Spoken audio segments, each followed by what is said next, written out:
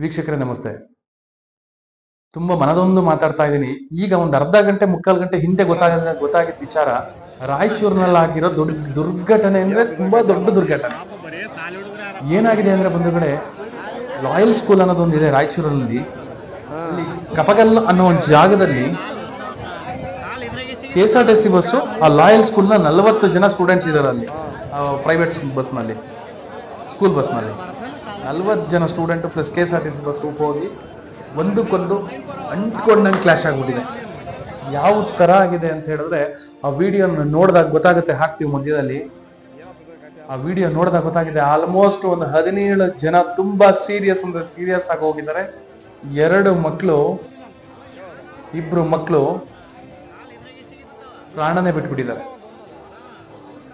ಭಾಗಶಃ 3-4 ಜನ ಮಕ್ಕಳು ಕಾಲು ಕಟ್ಟಾಗಿ ಹೋಗಿದೆ ಬಂಧುಗಳೇ.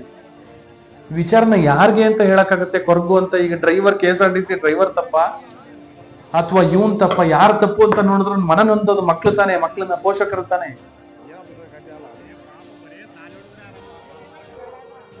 ಇದೇನು ಅಂತ ಹೇಳಕ್ಕಾಗತ್ತ ನಾವ್ ಇದನ್ನ?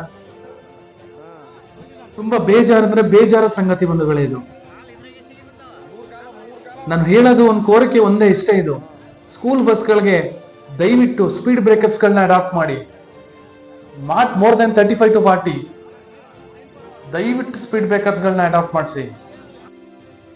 ಎಷ್ಟೇ ಲಾಂಗ್ ಹೋಗ್ಲಿ ಸ್ಪೀಡ್ ಬ್ರೇಕರ್ಸ್ ಅಡಾಪ್ಟ್ ಮಾಡಿಸಿ.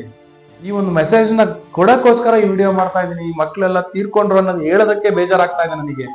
Thank you.